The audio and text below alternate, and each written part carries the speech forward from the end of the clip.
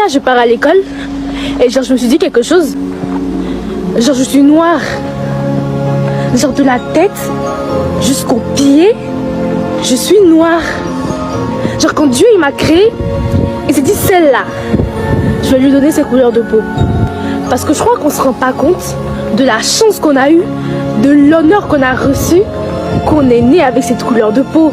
Est-ce que vous vous rendez compte du nombre de personnes, du nombre d'années qu'on s'est battu juste pour que moi, aujourd'hui, je suis en train d'aller à l'école là maintenant.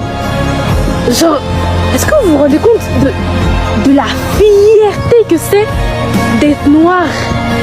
Vraiment, genre des fois j'y pense et je me dis franchement, dinguerie.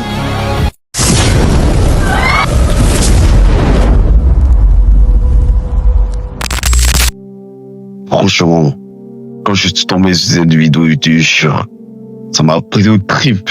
Parce que derrière ces mots, j'ai pas juste vu une belle phrase ou un discours motivant. J'ai vu toute mon histoire, toute l'histoire de mes ancêtres, l'histoire de mon peuple, l'histoire qu'on a traversée pour être là aujourd'hui.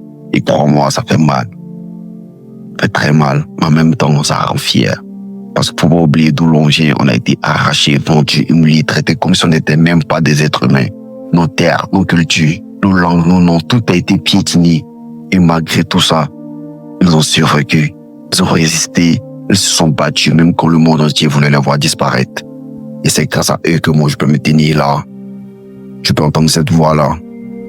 Et dire que je suis noir et j'en suis fier. Il ne faut pas croire que tout est réglé parce que même aujourd'hui, ça saigne encore. Le racisme, on le vit au quotidien dans les regards, dans les petites phrases soi-disant banales, dans les contrôles abusifs, dans les portes qui se ferment juste parce que la couleur de peau dérange.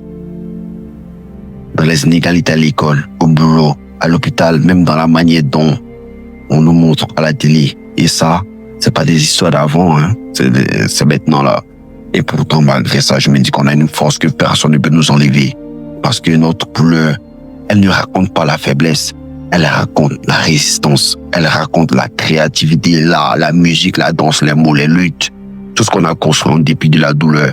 Être noir, c'est porter une immense histoire sur le dos. Mais c'est aussi marcher avec une puissance que le monde essaie encore de comprendre. Mais soyons clairs, le combat n'est pas fini, tout reste à faire.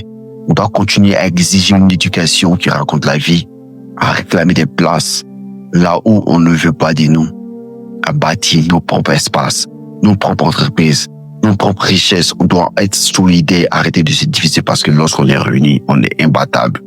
Alors ouais, j'ai la rage, mais j'ai la rage contre tout ce qui s'est passé, tout ce qu'on a voulu nous cacher, la rage contre ces injustices qu'on vit encore.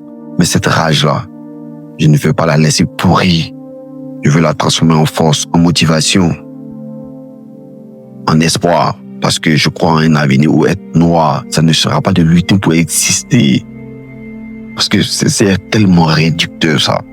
Mais une fierté partagée, une évidence respectée. Alors si t'es noir, je veux que tu m'écoutes très très bien.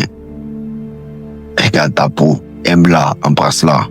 Elle n'est pas une proie, elle est ton armure, ton héritage, ton drapeau. Et si t'es pas noir, alors respecte ce qu'on est, respecte ce qu'on a traversé, respecte ce qu'on a construit. Parce que ce n'est pas juste une couleur, c'est une histoire. Et cette histoire, elle est loin, très loin d'être finie. Peace out.